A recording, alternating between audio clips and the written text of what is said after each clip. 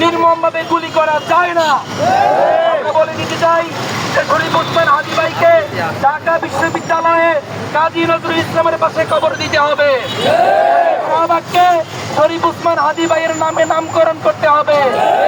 অনতি বিলম্বে শরীফ ওসমান ভাইকে যারা গুলি করেছেন তাদেরকে দেশে এনে বর্তমান শাহবাগ চত্বর এবং নতুন নাম হাদী চত্বরের সামনে প্রকাশ্যে ফাঁসিতে ঝুলাতে হবে। এই খনিদেরকে ফাঁসিতে ঝুলাতে ব্যর্থ হয় তাহলে আমরা বাংলাদেশকে অচল করে দিব ইনশাআল্লাহ।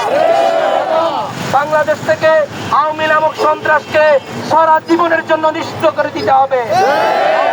বাংলাদেশের রাজনীতি করার কোনো অধিকার রাখে না। বাংলাদেশের রাজনীতি করার কোনো অধিকার রাখে না।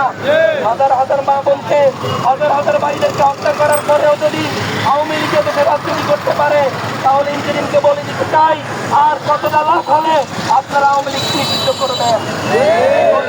আমার বক্তব্য এখানে শেষ করছি।